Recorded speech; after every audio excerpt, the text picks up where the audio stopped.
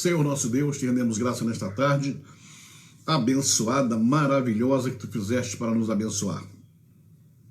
Que o teu nome seja exaltado, Pai querido, acima de todo e qualquer nome, e que nesta tarde nós mais uma vez pedimos a tua ajuda, Senhor, tua misericórdia, teu amor, a bondade, dá-nos sabedoria, dá-nos revelação, conhecimento, entendimento, para ministrarmos esta palavra segundo a tua vontade. Ajuda-nos, ó Pai amado, no discernimento das questões, das explicações, e que teu Espírito Santo possa ser o nosso orientador nesta hora, abrindo nosso coração, nossa mente, e abrindo também o entendimento dos irmãos para que possam entender, compreender e serem abençoados na tua presença. Eu te louvo e te agradeço por tudo, Pai, peço a tua bênção, em nome de nosso Senhor Jesus Cristo. Certamente, Pai, que toda a honra, toda a glória desta live pertencem a ti e não a nós. A palavra é tua e nós estamos aqui apenas para transmiti-la segundo a tua vontade, o teu desejo e a tua ordem, em nome do Senhor Jesus. Amém. Bem, irmãos, vamos lá. Continuamos aí no fundamento da santidade. Eu quero terminar logo esse assunto aqui da consagração e da transição da consagração para a santificação, porque eu quero falar aí sobre, tenho que falar ainda sobre a profecia ou os profetas e a santificação. Quero falar sobre os ministérios da santificação e quero falar também sobre os frutos do Espírito e a santificação, né? Vamos abrir o leque da santificação para tirar o mito, né? Destruir o mito de que a santificação vem apenas da oração, oração, oração, oração. A oração é um estado de espírito, né? A oração é uma coisa que você faz permanentemente, durante toda a sua vida. Lá em Tessalonicenses, Paulo nos exorta, dizendo, orai sem cessar, orai sem parar. Não pode parar de orar em momento algum. E a nossa oração, naturalmente, não é aquela oração de petição, quero isso, quero aquilo, quero... Não, a oração, na verdade, é um estado de comunicação permanente com o céu. Você está na terra, você está nesse mundo e precisa estar conectado 24 horas por dia com o céu. Você não pode descuidar no momento algum. Daí Paulo dizer que nós devemos orar sem cessar. Isso faz bem para nós e nos mantém debaixo da graça poderosa do nosso Deus. Então, isso é apenas um aspecto da santificação, mas tem outros ainda também, conforme estamos explicando aqui, a separação do mundo, a mudança de mentalidade, a mudança de caráter, o aprendizado na palavra. Então, nós estamos explicando tudo.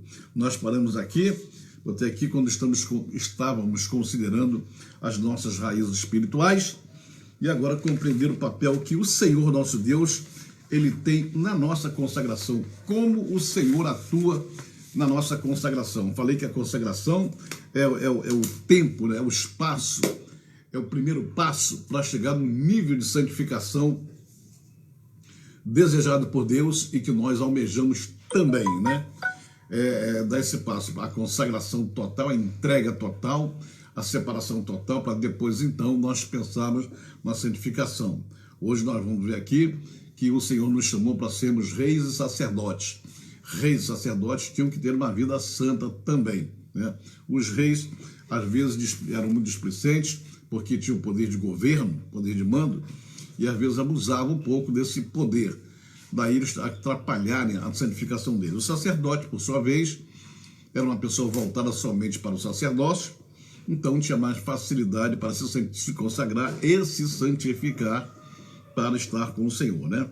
Então vamos lá. Qual a participação divina na nossa consagração, né? O desejo do Senhor, a vontade do Senhor, não somente para nós cristãos, não existe por parte de Deus uma vontade assim para uma minoria e uma outra vontade para a maioria. Não. Quando o Senhor estabeleceu a sua palavra, quando o Senhor colocou o homem na terra, ele estava sempre se relacionando, sempre falando com toda a humanidade.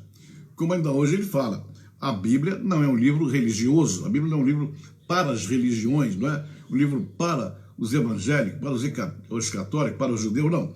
A Bíblia é a palavra de Deus para toda a humanidade. Se toda a humanidade não está buscando, não está lendo, isso é outra história. Mas a Bíblia, a palavra, é para ser livre para todo mundo. Ninguém pode recusá-la de jeito nenhum. Estou tomando um cafezinho aqui, está muito frio aqui.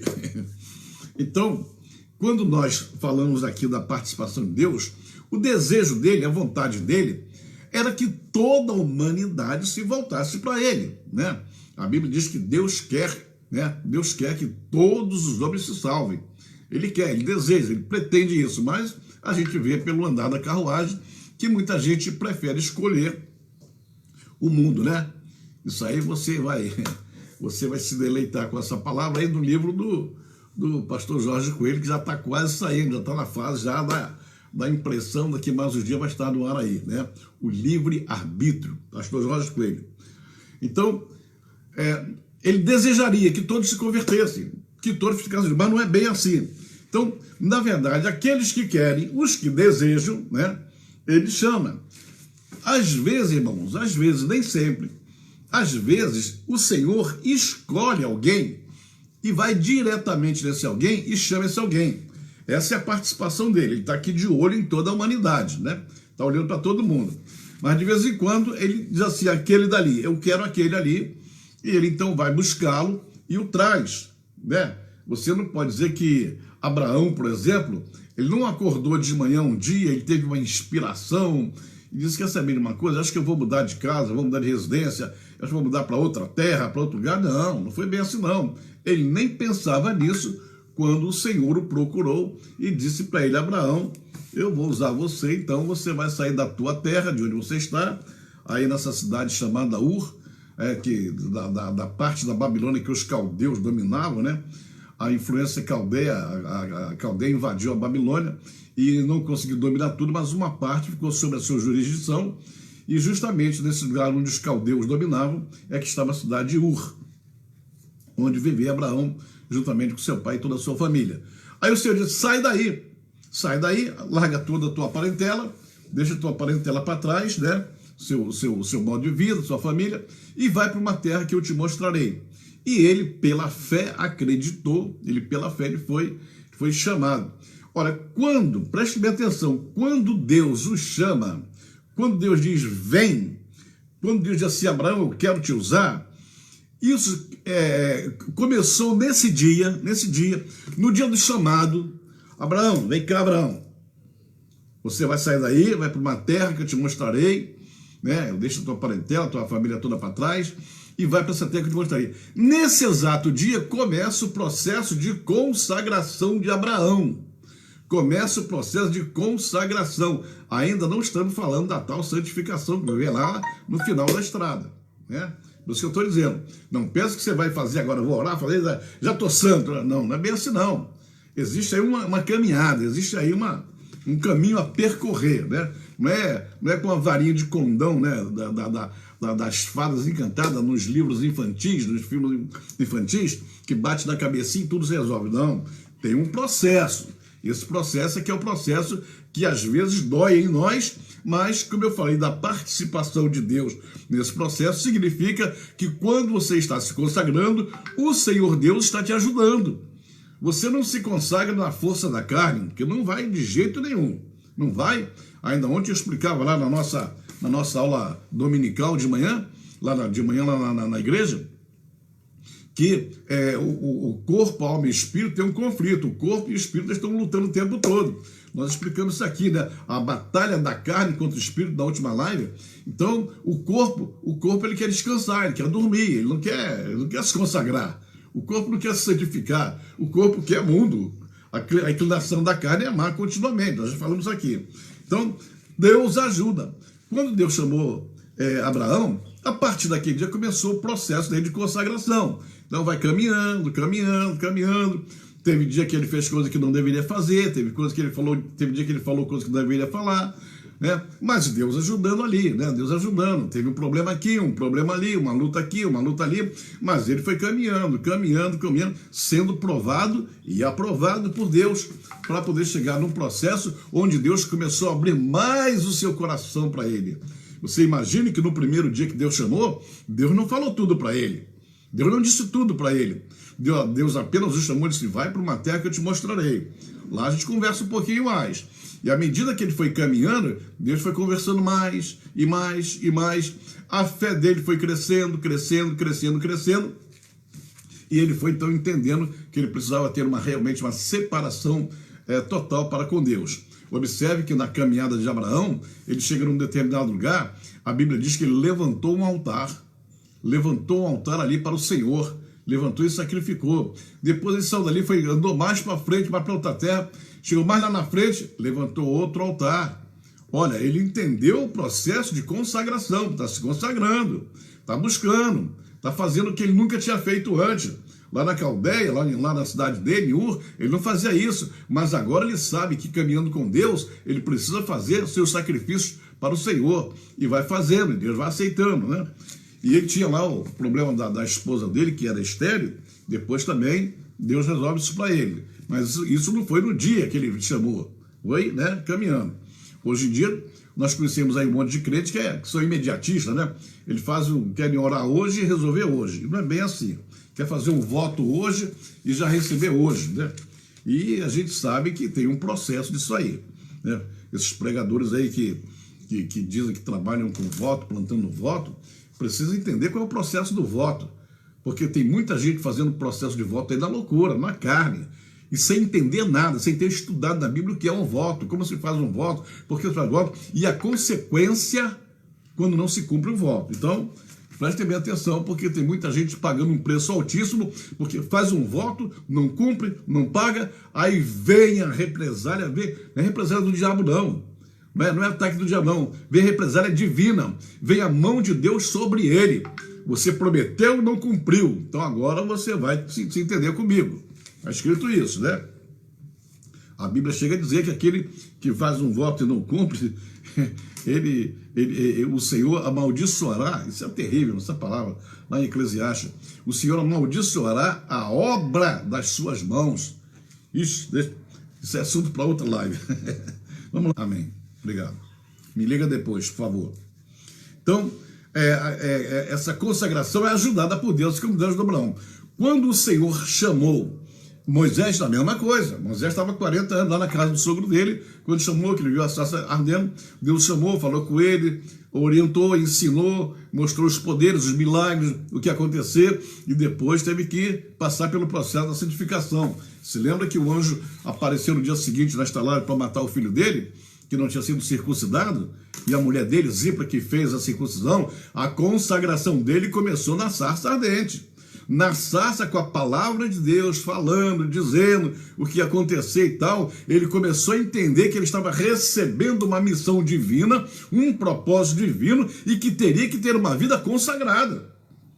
Porque ninguém trabalha para o Senhor. Você que está me ouvindo, você que é obreiro, você que é pastor, profeta, apóstolo, mestre, evangelista, diácono, seja qual for a sua posição dentro da sua comunidade, o que você está fazendo para Deus, você não pode fazer se não tiver uma vida consagrada.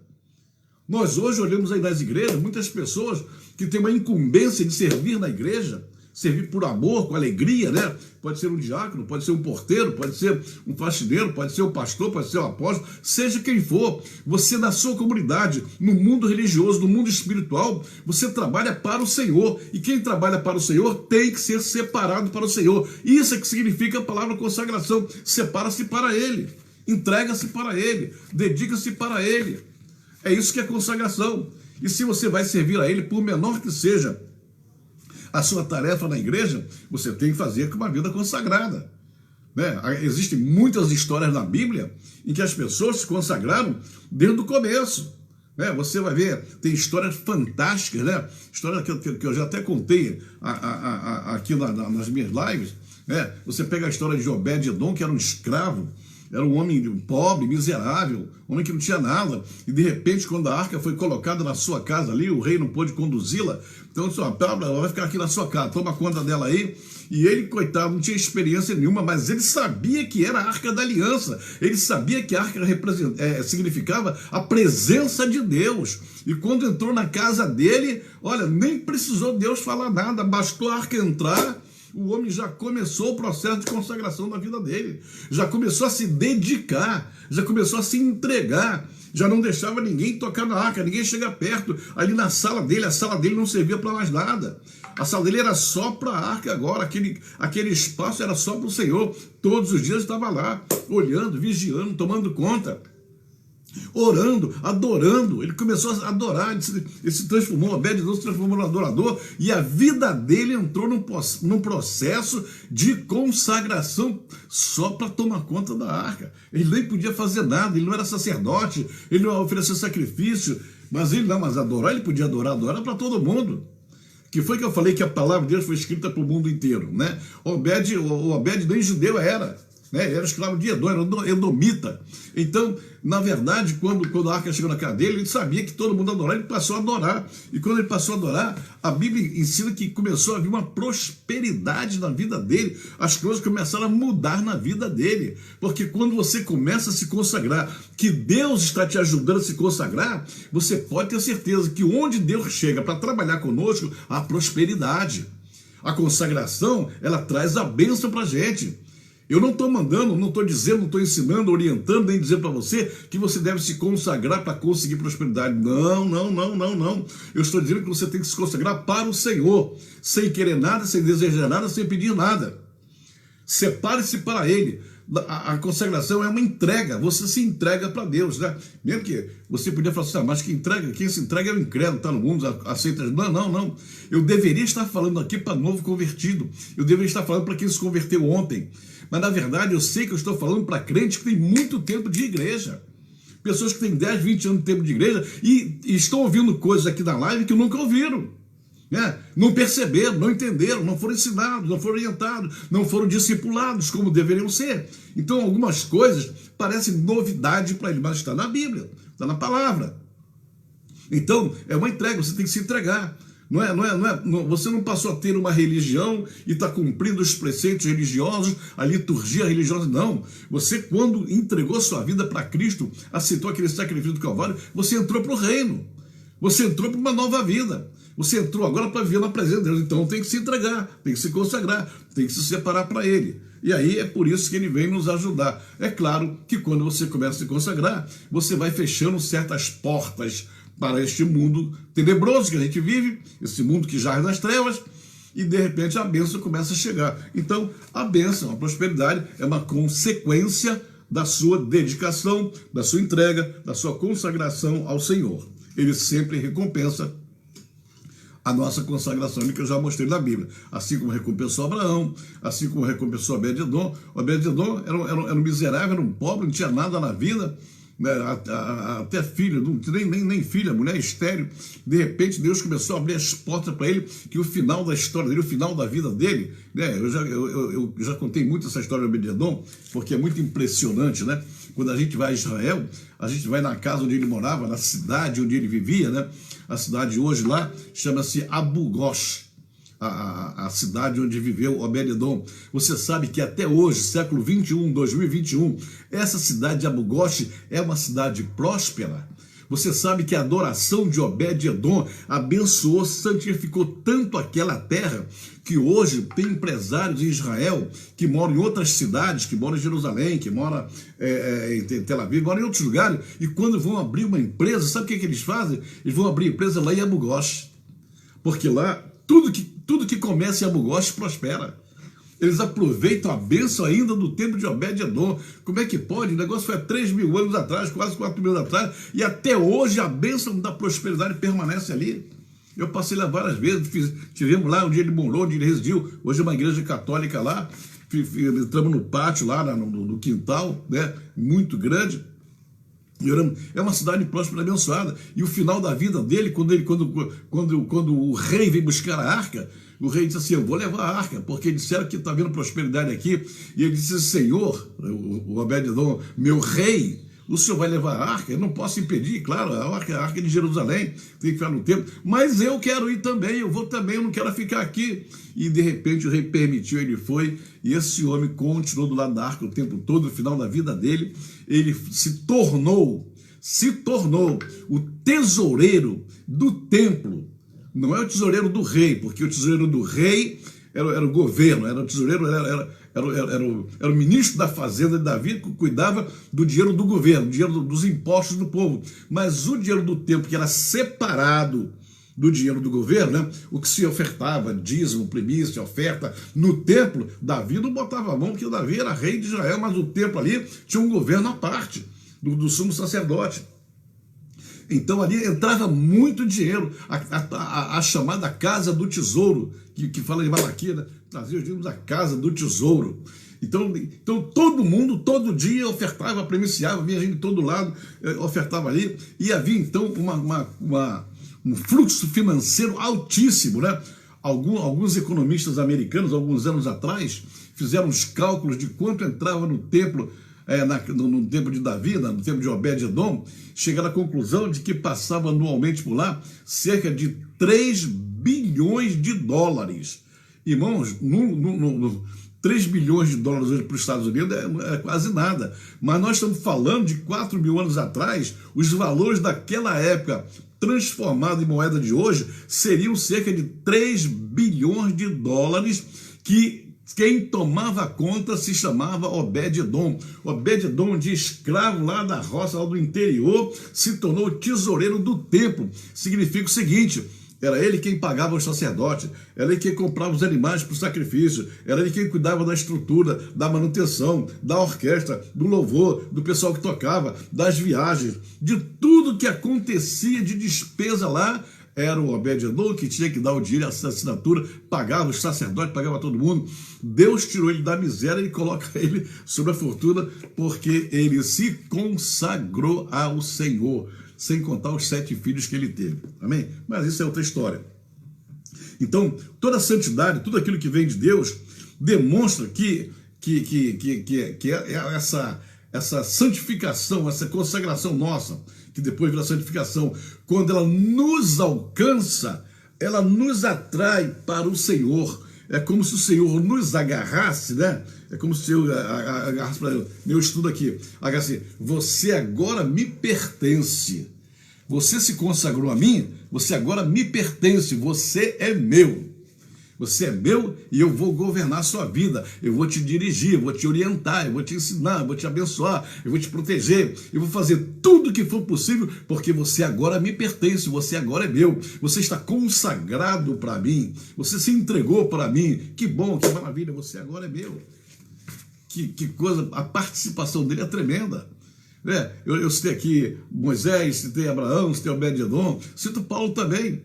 Paulo também, quando caiu lá, né, estava indo lá para a Síria, para Damasco, né, no caminho de Damasco, e de repente aquela luz aparece na frente dele, aquele clarão que ele não pôde suportar, e de repente quando ele cai, ele já cai dizendo assim: quem és, Senhor? Oh, que maravilha! E o incrédulo, matador de cristão, perseguidor de cristão, cai no chão, já cai chamando o Senhor. Eu sou Cristo a quem tu persegues. Ah, que queres que eu faça, Senhor? Que queres que eu faça? Olha que coisa interessante. Quando começa a consagração de Paulo, quando ele começa a se entregar, quando ele começa a dar, exatamente na hora em que ele pergunta: que queres que eu faça, Senhor? Senhor, é o Senhor mesmo, tá bom, então o que o Senhor quer que eu faça? Com tanta humildade, o matador, o valentão, o assassino, o homem que matava qualquer um, rindo, brincando, sem pena, sem dó nem piedade, de repente está caindo no chão lá, com os olhos sem enxergar nada, porque ele começou a ficar meio aquele clarão incomodava os olhos dele, ficou cego. Senhor, o que queres que eu faça? Né? E o Senhor vai e ainda diz para ele assim: duro é para ti recalcitrar contra os aguilhões, porque eu te escolhi no ventre da tua mãe, você já estava selado, de lá eu já tinha pensado em consagrar você, separar você, então agora você vai me servir. E efetivamente, quando Paulo pergunta: que queres que faça, Senhor? Nesse momento exatamente inicia o processo da consagração de Paulo. Nem foi batizado ainda, mas já começou o processo de entrega. Foi na casa de Ananias orou por ele, voltou a enxergar, e depois foi lá para o deserto, pegou todos os livros dele, pegou, meu Deus, eu sei que eu tenho que aprender, tenho que reaprender, eu tenho que entender, eu tenho que começar. E ficou lá um tempão lá, vários anos lá, aprendendo, e nesse processo dele estava a consagração dele. E o homem se consagrou de tal maneira que depois ele começou a falar de santificação e separação, e ele deu exemplo com a vida dele de que realmente estava no processo e passou pelo processo, né? Então, Deus operou, Deus ajudou, Deus ele deu uma grande oportunidade, arrebatando ele até o terceiro céu, que é o ponto máximo onde alguém aqui da terra pode chegar, né? Não pode ultrapassar daí, né? O Senhor, segundo a teologia judaica, né? A teologia de Israel, o Senhor está no sétimo céu, até o terceiro céu. Paulo foi levado, dali ele conseguiu avistar, ver coisas que ele disse inefáveis, coisas profundas, coisas poderosas, coisas que só podem ser mostradas a um homem que já chegou no nível de santidade. Essa é uma das provas que nós temos, que Paulo ele teve assim, um crescimento fantástico, né? Fantástico no processo de consagração, de entrega diária. E olha que Paulo tinha problema sério, né? Paulo diz assim, a minha carne é terrível. A minha carne, o que eu quero fazer, eu não consigo fazer. E o que eu não quero, faço. Eu quero uma coisa, a minha carne quer outra. É uma luta, uma batalha dentro de mim entre a carne e o espírito. Mas esse homem conseguiu vencer, se consagrou, chegou no nível de santidade que quando foi apedrejado, ele foi arrebatado, o Senhor levou ele. Vem cá, Paulo, vou te mostrar umas coisas aqui que você precisa ver, porque você já está no nível que pode entrar aqui no terceiro céu e voltar para a terra. Amém? Vamos lá. Então, o Senhor, a participação dele é te ajudar para se aproximar cada vez mais dele, de você. É isso que você tem que fazer. Então, Deus tem o poder de transformar o humano em sagrado, né? O sagrado, de certa maneira, ele está consagrando, tornando-o sagrado quando você decide se consagrar, quando você quer. Não adianta eu falar aqui, vamos nos consagrar, irmão. Eu vejo muitos pastores, irmãos, a partir de amanhã nós vamos começar aqui uma campanha de consagração, uma campanha de oração, uma campanha disso, uma campanha daquilo. O pastor está com boas intenções, está querendo que realmente a igreja se consagre. Mas quando o cristão não quer, não adianta entrar em campanha. Porque quando você começa a se consagrar, a primeira coisa que o Eterno vai fazer é olhar para dentro do teu coração e ver se realmente você está disposto ou não a entrar nessa batalha de consagrar a sua vida. Não pensa que você vai falar da boca para fora e ele vai aceitar, não. Não, ele vai sondar, ele vai ver, ele vai aqui, ó, vai mirar dentro de você para saber se realmente há disposição em você de se entregar ou não. Amém? Então, quando você começa esse processo, o que acontece? Você dedica o seu coração. Quando a gente fala coração, estou falando da alma, né? Da sua alma. Você entrega a sua alma para o Senhor. Minha alma pertence a ti. Eu estou disposto a me consagrar e a pagar o preço de ser chamado para saber que eu estou nas tuas mãos e serei abençoado por ti. Então, a Bíblia diz que Deus sonda os nossos corações. Ele se aprofunda no entendimento dos nossos corações para ver até que ponto a gente precisa disso, né? E ao entregar a sua alma, a primeira coisa que tem que acontecer nessa, vamos chamar uma palavra hebraica, teshuvá, no arrependimento, na volta às origens, na volta ao primeiro amor, na volta, quando você entrou na igreja, você viu que era uma maravilha, que era uma bênção, começou a orar, buscar e tal, você estava assim numa alegria, num amor intenso, numa vontade tremenda, se consagrando, mas aí o tempo vai passando, você começa a ver uma coisinha errada aqui, uma coisinha errada ali, um irmãozinho errado ali, aí você começa a murchar, vai diminuindo, aí daqui a pouco você fica um cristão legalista, você perdeu aquela vontade de se consagrar, você porque viu um erro aqui, viu um erro no pastor, erro na igreja, os seus olhos que antes estavam olhando só para Jesus Cristo, né? Conforme diz lá em Hebreu, né? Olhando para Jesus, autor e consumador da nossa fé, deixou de olhar um pouquinho para ele, para olhar como é que vive o irmão. Aí olhou para aquele irmão, depois olhou para outro irmão, depois olhou para o pastor, aí a igreja não presta, a igreja não serve, a igreja não é boa, né? Por quê? Porque você devia estar olhando para ele, não para os outros. Porque eles sempre vão ter defeitos se vão fazer coisa errada. Então agora não, agora você é um cristão maduro, está ouvindo essa palavra, conhece a Bíblia está na sua mão, talvez até você conheça a Bíblia mais do que eu, mas você então faz o seguinte, arrependa-se, né? Você pode se arrepender no dia que se converteu, mas se você tem 10 anos de crente e não se consagrou ainda, não está se consagrando, arrependa-se. Tem 20 anos de crente, arrependa-se, começa. Fala, Senhor, É verdade, eu estou há tanto tempo aqui, não estou me consagrando, não estou fazendo o que tu queres. Então, a partir de hoje, eu me arrependo de ter tido uma caminhada cristã legalista, formalista, uma vida fria, sem a presença do Espírito Santo, sem eu sentir nada. Mas a partir de hoje, eu quero realmente fazer um voto de consagração da minha vida e quero me entregar totalmente a ti, entregar minha alma, meu espírito, entregar meu corpo a ti, para que eu possa me consagrar. Se a tua palavra for sincera, se a tua palavra for honesta, se Deus sondar o teu coração e ver que é a verdade, você fique sabendo que na mesma hora, no mesmo momento em que você fala isso, o Senhor já chega na tua vida. Ele não vai chegar depois, ele não vai marcar na agenda dele, não. A agenda do Senhor, ela está sempre disponível para nós. Eu vejo uns pregadores que botam aí na internet, né, bota a fotografia dele, é grande pregador e tal, profeta, tá, agenda aberta, né? A agenda que está sempre aberta, irmão, sempre aberta, é a do Senhor para nós, né? Se você falar com o Senhor hoje, eu quero falar contigo, na agenda ele vai para ser, meu filho Paulo Ventura hoje quer falar comigo, tá? Bota na agenda dele, a agenda do Senhor está sempre, se você decidir se consagrar, já chega da tua vida e começa então a fazer o que tem que ser feito, e você começa a ser abençoado. E a partir daí, ele vai te orientar, você vai ouvir, vai ler a palavra, vai entender exatamente o que ele deseja para que você se aproxime cada vez mais dele. A consagração é aquela caminhada no começo, né? Tem uns tropeços no começo, não entende uma coisa, não entende outra, mas a palavra vai esclarecendo, a palavra vai falando, o Senhor vai falando, você vai tendo revelação, você vai entendendo. Então isso aí é a chamada aproximação do Senhor, você vai se aproximando dele.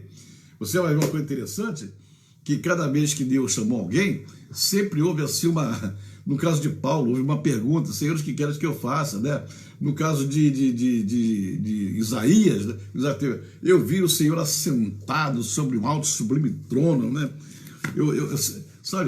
Quando eu leio essa passagem, tem umas curiosidades nessa visão de Isaías, que eu fico pensando que por que ele fez questão de colocar detalhes na visão dele, né? Por exemplo, ele diz assim, eu vi ao Senhor assentado sobre o alto sublime trono. Eu fiquei imaginando por que ele viu o Senhor sentado. Cheguei à seguinte conclusão, a sorte dele, a sorte mesmo de Isaías, foi que ele viu o Senhor sentado. Se ele tivesse visto o Senhor em pé, ele realmente estava perdido. Era o que o Senhor já ia agir. Mas como o Senhor estava sentado, ele só viu, né, ainda assim reconheceu o erro dele, o pecado dele, a minha iniquidade, né? Sob de lábios impuros e habito no meio do povo de impuros lábios, e a minha iniquidade vai me destruir. Aí o anjo veio, tirou a brasa com a tenagem, colocou no lábio dele, e a tua iniquidade foi tirada. Aí quando tira, ele escuta, ele ouve o Senhor assim, a quem enviarei, quem há de ir por nós? Rapidamente, ele fala assim, eis-me aqui, envia-me a mim. Com essa palavra, começa o processo de quê? De consagração do profeta Isaías. Porque até o capítulo 6, ele era profeta. Do capítulo 1, capítulo 2, 3, 4, 5, ele já era profeta. Mas por que esse profeta confessou que era um homem de lábios impuros? Por que esse profeta teve que receber a bênção lá do serafim que tocou a sua boca com uma brasa? Porque ele era um profeta, mas ele não tinha vida santa consagrada a coisa nenhuma. Ele era um profeta, desculpe a minha sinceridade, até o capítulo 6, ele era um profeta como centenas e centenas de profetas que hoje nós estamos vendo circulando pelas igrejas. Se dizem profetas, se falam profetas, mas estão na mesma fase de Isaías, capítulo 1, capítulo 6, capítulo 1, capítulo 6. Por quê? Porque falta alguma coisa mais profunda na sua vida para nós assentarmos nosso coração com a testificação do Espírito, que a profecia que sai da sua boca é verdadeira e não uma enrolação, uma enganação, porque quem tem o discernimento, e eu louvo a Deus, porque tem me dado discernimento, quando o profeta fala, a Bíblia diz que ela julga essa profecia, não julga o profeta. Deixa a vida dele para lá, não julga ele não julga ele, não podemos julgar não, mas o que ele fala, o Senhor diz, julgai as profecias para ver se elas procedem do Senhor, e todo profeta que profetiza para mim, eu checo para ver se vale ou se não vale. porque isso a Bíblia me permite, me autoriza e me dá autoridade para isso. Então, Isaías, até o capítulo 6, era profeta, mas não tinha uma vida consagrada, porque ele próprio confessou que havia iniquidade na sua vida, e o anjo Serafim confirmou a tua iniquidade. Profeta com iniquidade? É verdade, irmãos. Não basta você abrir a boca, profeta. Eu sou profeta, eu sou profeta. Você pode falar 1 milhão de vezes que é profeta. Vamos ver se há frutos de profecia, se há frutos proféticos na sua vida. Vamos ver se realmente o seu fruto está frutificando ou se você é apenas mais um que veio para estragar o ministério profético dessa terra. Cuide-se, consagre-se, santifique-se. Em nome de Jesus. Então, a aproximação de Deus. Depois que você se aproxima, você tem que ver aquela parte de manter-se comprometido. As pessoas que eu citei aqui, Abraão, Moisés, Obed-edom, Isaías, o apóstolo Paulo, essas pessoas, elas, no dia que começou a consagração delas, a entrega delas, que passou a ser constante, permanente, diária, quando começou, não parou mais. Por que não parou mais? Porque o primeiro passo é a entrega. E o segundo passo, qual é? O segundo, você diz, eu quero, Senhor, eu quero me consagrar. Eu me arrependi, eu estou arrependido, vou me consagrar. Eu quero pegar minha vida a partir de hoje. Eu sou crente há muito tempo, mas eu quero levar uma vida diferente. Eu quero levar uma vida frutífera. Eu quero dar frutos. Eu quero ser santo. Eu quero ministrar. Eu quero andar na tua presença. Eu quero prosperar. Eu quero ser uma bênção. Eu quero ser um modelo. Eu quero ser um exemplo. Enfim, quero me consagrar. Tudo bem. Então, segundo passo, o compromisso. Quando você se consagra e é para valer, você tem que se comprometer a consagrar-se. Você tem que estar comprometido. As pessoas que eu falei, né? O apóstolo, o profeta, o Moisés, Isaías, todos eles se comprometeram.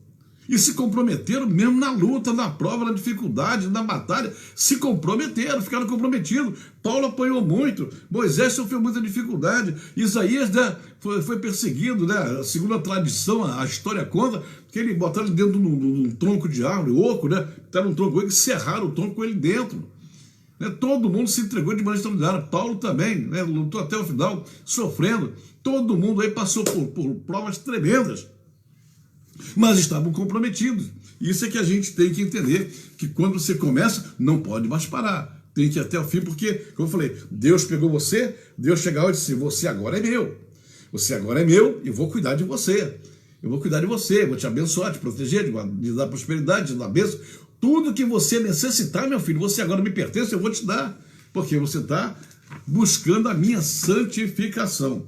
Graças a Deus por isso. Amém, irmãos? Eu espero que vocês estejam entendendo tudo até aqui e a nossa hora vai passando ali, que vai depressa, mas vamos lá, né? Os objetivos e os propósitos. Olha só que coisa interessante que a consagração traz para a gente. Essa parte aqui, a quarta parte do meu estudo aqui. Quais são os objetivos de nós nos consagrarmos? Qual o propósito de Deus em consagrar, separar? Então veja bem. Abraão, o propósito era um. Moisés, o propósito era outro. Isaías, o propósito era outro. Obed-edom, o propósito era outro. O apóstolo Paulo, o propósito era outro. Cada um tinha um propósito diferente, mas todos eles passavam pelo mesmo processo da consagração. Né? E eu posso citar aqui mais um montão de gente. Posso citar Josué, posso citar Noé, posso citar Sansão, posso citar Samuel. Vários deles eu posso citar aqui à vontade para vocês. Os discípulos de Jesus Cristo, todos eles pode citar. Então, em 1 Pedro, na primeira epístola de Pedro, eu não puxei minha Bíblia aqui hoje, vou ver se ela abre aqui rapidinho, ela abre aqui. Quando a gente fala de consagração, opa, já chegou aqui, pronto, aí abre rapidinho. Aqui na primeira epístola de Pedro, no capítulo 2, versículo 9, olha como a gente começa a descobrir o propósito da consagração da nossa vida. Aqui, ó. Primeira epístola de Pedro, capítulo 2, versículo 9. Mas vós, olha, isso é doutrina de Pedro, né? Explicada, ensinada por Pedro. Mas vós sois, vós, nós, todos nós e aquele pessoal também do tempo dele, pessoal da igreja, né? Vamos dizer assim, vós sois a geração eleita, o sacerdócio real, nação santa, o povo adquirido, para que anuncieis as virtudes daquele que vos chamou das trevas para a sua maravilhosa luz. Vós que em outro tempo não erais povo, mas agora sois povo de Deus, que não tinhas alcançado misericórdia, mas agora alcançaste misericórdia. Então, nós somos a geração eleita, e ele diz que nós somos o sacerdócio real. Sabe o que significa? Que você que está me ouvindo, eu e todos nós aqui, fomos colocados dentro de uma posição profética no reino de Deus, fomos colocados numa posição de sacerdotes. E o sacerdote, a primeira coisa que tinha que fazer era consagrar sua vida. Não se admitia e não se admite sacerdote que não tenha vida consagrada. O sacerdote, lá no Antigo Testamento, ele recebia o pecador, ele tinha que estar num nível superior ao pecador, porque ele recebia o pecador lá com o seu cordeirinho, com o seu animalzinho, para fazer o sacrifício. Ele ia imolar, ele ia matar o cordeirinho, lá o animal que vinha, e receber lá a oferta do pecador, para fazer a expiação. Ele era o intercessor, a expiação. Então ele era obrigado a ter uma vida separada, consagrada. Então isso aí, o primeiro objetivo. Quando o Senhor estabeleceu a igreja, criou a igreja, ele fez da igreja uma geração eleita, uma nação, né? Uma nação de reis e sacerdotes. Nós somos reis para governar aqui, junto com o nosso rei maior, que é Jesus Cristo. Quando ele voltar aqui, nós somos reis. Porque quando a Bíblia fala que, quando ele voltar a essa terra, na sua coxa vai estar escrito, Rei dos Reis, Senhor dos Senhores. Esses reis aí que está falando, não fique imaginando que é o rei lá, o rei da Inglaterra, rei da Escócia, rei não sei da onde, não. Está falando dos pequenos reis que ficaram aqui na terra, que somos nós para governar a terra, e lamentavelmente, infelizmente, nós não temos, né, uma consciência dessa posição profética nossa, e por isso levamos uma religião legalista, formalista, que não nos abençoa em nada, que não adianta para nada, porque a gente vai para a igreja e volta, tem gente que vai vazia, volta mais vazio ainda, tem gente que volta aborrecida, chateada, não sente mais nada, porque está levando a coisa de uma maneira formal e não profundamente espiritualizada, conforme a Bíblia nos ensina. Quando diz alegrei-me quando me disseram, vamos à casa do Senhor. Tem que haver alegria para a casa do Senhor. Tem gente que na pandemia deixou de ir para a igreja, e vou dizer o que para você, não foi por causa do medo da pandemia, não. Porque tem muita gente que não foi da igreja adorar ao Senhor, mas frequentou shopping, mas frequentou festa, mas frequentou encontro da família, mas frequentou restaurante, mas frequentou avião, frequentou isso, frequentou aquilo. Só na hora da igreja que veio com essa conversa fiada, que parece que o Covid só atua na igreja. Parece que essa bactéria, esse vírus, parece que só pega a gente na igreja, não, ele pega fora da igreja também, né? Então tem gente que se aproveitou porque a religiosidade é tão formal, mas tão formal, que faltar à igreja, deixar de igreja, não fez falta nenhuma. Não é aquela pessoa que sente o prazer da comunhão, da alegria de estar juntos, né? Manter a comunhão, os irmãos juntinhos ali. Então a consagração foi interrompida. Foi interrompida, agora tem que começar tudo de novo, porque é o que eu falei, vou explicar de novo, né? Eu vou pegar aqui um objeto, vou pegar aqui meu álcool gel, para fazer exemplo.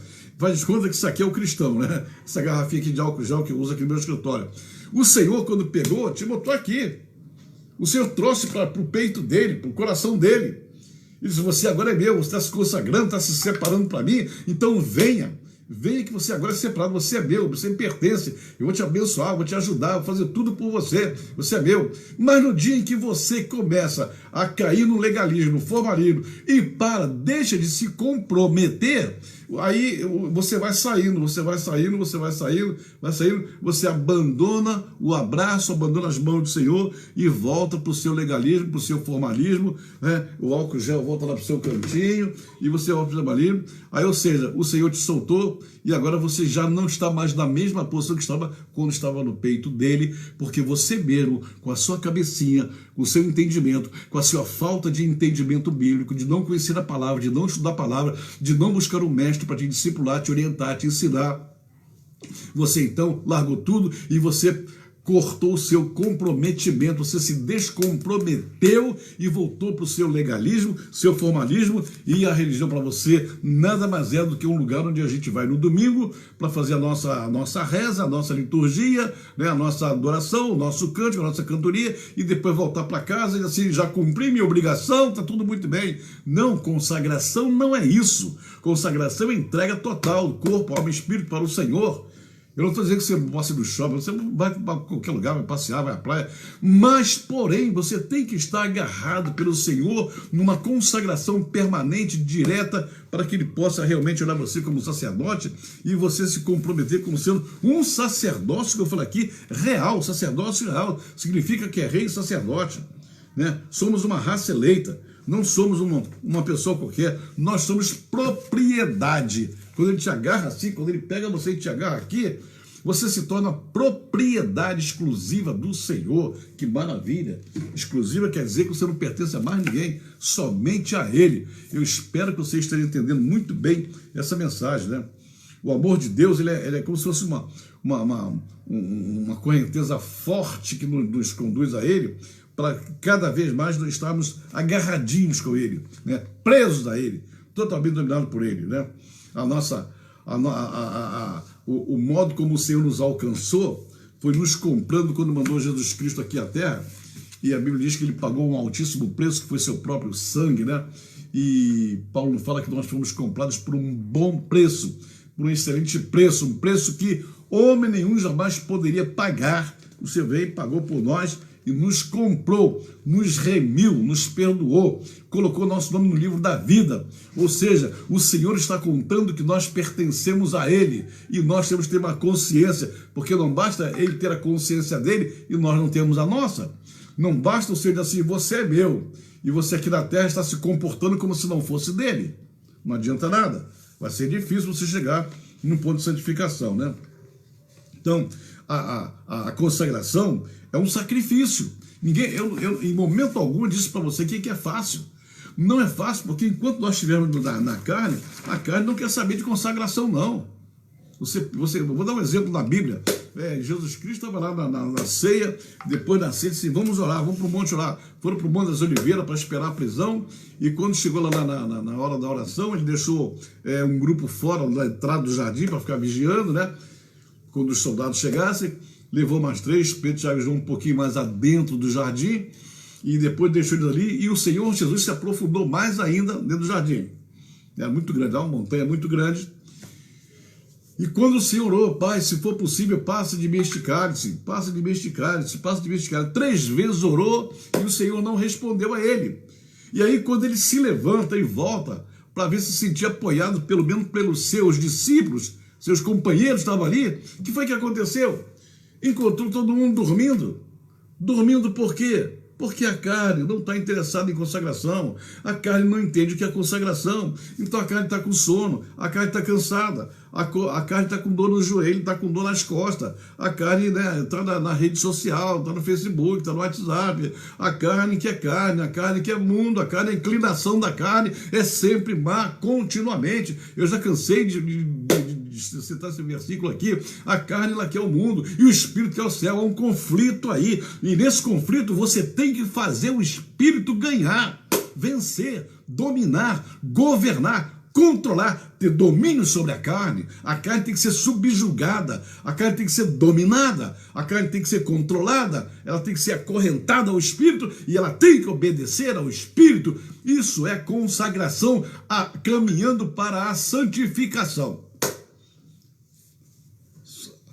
Não entendendo essa explicação, só desenhando, para você entender, mas eu tenho certeza que você está desenhando. Então, vou ler para vocês aqui o Romanos 12:1. Bota aqui na minha Bíblia, na minha Bíblia eletrônica. Cadê onde está aqui? Romanos 12:1. Esse versículo, eu li ele segunda-feira passada aqui, e você conhece muito bem esse versículo, porque ele é muito citado nas igrejas. Como gosto de pregar sobre esse versículo, né? É interessante quantos pregadores amam pregar sobre isso aí. Rogo-vos, pois, irmãos, que maravilha, pela compaixão de Deus, que apresenteis os vossos corpos em sacrifício vivo, santo e agradável a Deus, que é o vosso culto racional. glória a Deus. Agora, é bonito quando se lê esse versículo, porque o versículo é maravilhoso, né? O problema todo é tentar explicar agora para o povo o que é um sacrifício vivo. Rogo-vos, pois, irmãos, pela compaixão de Deus, que apresenta os vossos corpos num sacrifício vivo, santo e agradável a Deus, que é o vosso culto racional. Sabe o que é o culto racional? Culto feito com inteligência, culto feito sabendo que você está fazendo, né? Eu vou me consagrar. Para que você vai se consagrar? Não sei, porque Deus quiser. Não, ele faz o que ele quiser. Não é assim, não. Tem que ter um propósito, tem que ter uma sabedoria, tem que ter um entendimento, tem que saber, tem que raciocinar, irmão. Raciocínio. Deus criou um povo, como Deus colocou Adão no Jardim do Éden, colocou Eva no Jardim do Éden, colocou uma família no Jardim do Éden. Ele colocou um povo inteligente. Quando o Senhor criou o homem, bem aqui na cabeça, ele botou uma massa cinzenta, né, chamada cérebro. E ele fez uma coisa fantástica. O cérebro é uma parte do corpo que é estudada até hoje, e é uma complexidade tremenda. E ele colocou ali para fazer o homem pensar, raciocinar, ser sábio, ser inteligente, e ter entendimento.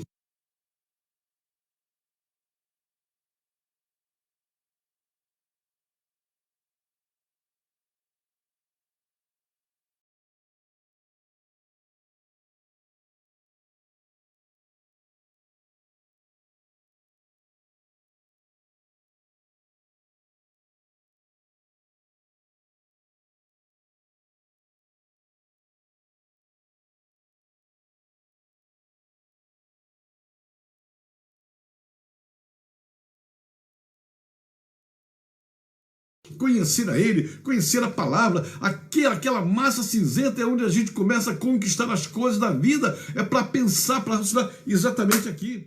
Um sacrifício vivo é porque antes da vinda de Cristo, né, todo sacrifício tinha que botar um animal morto, era um cabrito, era um cordeirinho, era um boi, era um bezerro cevado, sei lá o que for, sempre havia morte, sempre havia sangue. Mas quando Cristo veio, o profeta João Batista, né, disse claramente para todo mundo ouvir, eis lá no Rio Jordão, e graças a Deus eu estive lá nesse lugarzinho, certinho lá, esse é o Cordeiro de Deus que tira os pecados do mundo. Então, quando o cordeiro foi imolado por toda a humanidade, já não precisa mais a gente, né, matar galinha, matar cabrito, matar bode, matar nada, porque agora o sangue já foi derramado, foi o dele.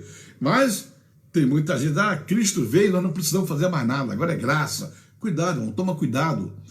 Isso aí é uma loucura quando você pensa e age dessa maneira. Porque quando Cristo veio, o sacrifício que ele fez foi o sacrifício que nós não podíamos fazer, porque a Bíblia diz que o Senhor procurou um justo na terra, umzinho só para fazer aquilo e não encontrou. E o Senhor se viu obrigado a mandar o próprio filho aqui para nascer como homem, e como ser tentado como homem e passar por todas as tentações para poder chegar à cruz sem pecado e ali então dar a sua vida por nós. Então o sacrifício foi feito já e não precisa mais morrer ninguém, né? Mas, irmãos, os outros sacrifícios continuam, né? A oração é um sacrifício, o jejum é um sacrifício, um dízimo que nós damos na igreja é um sacrifício, uma primícia que nós ofertamos aos nossos superiores é um sacrifício, né? Caminhar para a igreja é um sacrifício, né? Trabalhar na igreja é um sacrifício, ser pastor é um sacrifício, ser apóstolo é um sacrifício, tudo é sacrifício. Por quê? Porque os sacrifícios normais que nós temos que continuar fazendo não foram suspensos, não. Quer dizer, eu até sei que tem alguém por aí, né? Tem umas loucuras por aí, irmãos, não precisamos mais orar, esse negócio de orar é bobagem. Eu vi aqui no Rio de Janeiro, né? Gente pregando isso, né? Nós não precisamos mais jejuar, porque Cristo já morreu por nós. Não precisamos, nós vimos na graça agora. Irmão, que loucura é essa? Vai estudar a Bíblia. Aliás, falar estudar a Bíblia, disseram também, esse mesmo povo, que também não precisaram ler a Bíblia, não. Eles disseram que não precisaram nem batizar. Batizar para quê? Para que batizar? Batizar vai salvar alguém? Não, Cristo já fez tudo por nós. Cristo já fez tudo. Fez tudo, não. Ele fez o que nós não podíamos fazer, morrer na cruz. Mas outras coisas, orar, você vai ter que orar. Libertação, tem que se libertar. Jejuar, tem que jejuar. E dizimar tem que dizimar, ofertar tem que ofertar. Ou seja, tem muita coisa que tem gente aí que está achando que, né, está no oba-oba, não está no oba-oba não. A razão é essa aqui, quem fala isso aqui é Paulo, e fala no Novo Testamento. Rogo-vos, pois, irmãos, que pela compaixão de Deus, que apresenteis os vossos corpos em sacrifício. O que ele está dizendo? O corpo de vocês não pode mandar. Oferece ele em sacrifício. Não um sacrifício de morrer, mas um sacrifício vivo, né? Um sacrifício tipo Isaac. Isaac deitou no altar, Isaac estava lá no altar sendo oferecido, mas não morreu, né? Saiu fora. Então, o nosso caso também, nos oferecemos a ele como sacrifício que é santo e agradável a Deus. Ou seja, você se consagra, né? Você sabia que lá no Antigo Testamento o cordeirinho não podia ter defeito, não podia estar doente, né? Tinha que ser macho, tinha que ser limpinho, do direitinho, né? Aqui a repetição: apresenteis os vossos corpos em sacrifício vivo e santo, né? Consagra a tua vida, vai se consagrando e se oferecendo em sacrifício vivo ao Senhor, que seja um sacrifício santo e agradável, que é o vosso culto racional. E não vos conformeis com este mundo, mas sede transformados pela renovação do vosso entendimento, para que experimenteis qual seja a boa, agradável e perfeita vontade de Deus. Meus irmãos, meus amados irmãos, eu disse aqui no começo que eu poderia estar falando para novo convertido, mas eu estou falando para crente que tem 10, 15, 20 anos de igreja. Essa epístola de Paulo também não foi para novo convertido. Essa epístola que ele escreveu isso aqui, ele não está falando com crente que está começando agora não, ele está falando com gente que já está lá na igreja há muito tempo. Ele está dizendo assim: não vos conformeis com este mundo. Crente que já deveriam não se conformar, mas não estavam se conformando. Ele fala: ser transformados pela renovação da vossa mente, do vosso entendimento, para que você possa experimentar a perfeita, a boa, agradável e perfeita vontade de Deus. São 18 horas, eu não prestei atenção aqui, irmãos, quase não cheguei a passar. Vou botar aqui, hoje é dia 5/7, parei aqui. Irmãos, é uma bênção, lamentavelmente o tempo passou depressa hoje, mais depressa do que eu imaginava. Pensei que era 17h45, são 18 horas já. Mas olha, essa palavra você vai guardar no seu coração. Vai guardar no seu coração, porque você sabe que eu estou falando aqui é o que está na palavra. E estou falando para gente que está realmente precisando passar por uma consagração. Você já pensou se você pudesse diminuir 70%, 80%, 90% das lutas que você está passando agora? Você já pensou se você podia parar de reclamar e poderia começar a se consagrar? Já pensou que você poderia parar de murmurar, deixar de ser murmurador? Ah, o governo é isso, a pandemia é isso, o dinheiro é isso, a economia é isso, a minha igreja é isso. Para de reclamar. Quem se consagra não reclama, quem se consagra glorifica a Deus. Quem se consagra tem palavras de glorificação, de exaltação, de adoração ao Senhor. Não reclama da sua sorte, não reclama do seu azar, não reclama que está tudo dando errado. Se consagre, busque ao Senhor. Quando você estiver nos braços dele, vai começar a dar tudo certo para você, porque nosso Deus é bom, ele é maravilhoso, ele é misericordioso, ele é doador, ele é fiel. A Bíblia chega a dizer que até quando nós somos infiéis, ele permanece sendo fiel. É esse Deus que eu estou dizendo para você, te exortando, te orientando, te ensinando, para você se consagrar, porque na hora da santificação vai chover bênção na tua vida. Se você quiser, vai chover bênção na tua vida. Todo mundo que eu tenho ministrado, que tem falado para mim: apóstolo, a sua palavra mudou minha vida, porque, apóstolo, eu comecei a me consagrar, já estou vendo a diferença, apóstolo. Como é que pode? Eu nunca tinha percebido isso, e as pessoas estão aceitando a palavra que eu estou ministrando em alguns lugares que eu ministro, estão aceitando, estão dando testemunho. E eu quero que você que está me ouvindo aqui pela internet, aqui pelo Facebook, aqui pelo YouTube, eu quero que você também seja abençoado. O meu desejo aqui e o desejo do nosso Pai é que você seja abençoado, se consagra, parte para dentro, santifica, que os céus vão se rasgar em tua direção e você vai ver o que é bênção. Você vai dar testemunho de que a bênção chegou na tua vida. Vamos lá, meus irmãos. Senhor, meu Deus, mais uma vez a tua palavra foi ministrada nesse lugar aqui, nós sentindo, Pai amado, aqui no escritório, essa unção poderosa e maravilhosa que desce aqui, Pai, que chega aqui, quando nós estamos ministrando sobre santificação. Pai, aqueles que estão nos ouvindo nesta hora, sejam todos abençoados. Eu, como apóstolo, Pai amado, como ministrador dessa palavra, eu me levanto agora diante da tua presença para ministrar sobre a vida deles a bênção da consagração, e que essa bênção toque no coração de cada um deles, que teu Espírito Santo visite cada lar, cada pessoa, cada vida que está nos ouvindo agora, mas visite de tal maneira que eles sejam impactados, ó Pai amado, e o teu Espírito Santo possa convencê-los de que a consagração é o melhor caminho para nós cristãos nessa fase da nossa vida, na altura da vida que nós estamos vivendo nesse país. A consagração é a melhor porta pela qual nós podemos entrar para buscar a tua bênção e a santificação. Pai, fala no coração de cada um deles. Eu profetizo, Pai amado, que a partir de hoje, se eles ouvirem esta palavra, se eles entenderem esta palavra, se eles praticarem esta palavra, eu profetizo em nome do Senhor Jesus que haverá mudanças significativas na vida deles, e eles testificarão da presença do Senhor na vida deles. Pai, muito obrigado. Eu entrego a Ti, Pai, toda a honra e toda a glória do estudo desta tarde, e Te agradeço porque, mais uma vez, Teu Espírito Santo tem nos ajudado a fazer aquilo que Te agrada e ministrar a palavra segundo a Tua vontade. Perdoa-me, Senhor, se alguma palavra não foi adequada, foi dita de forma errônea, me perdoe em nome do Senhor Jesus, e abençoa todo este povo, Pai, em nome de Jesus. Amém. Aleluia!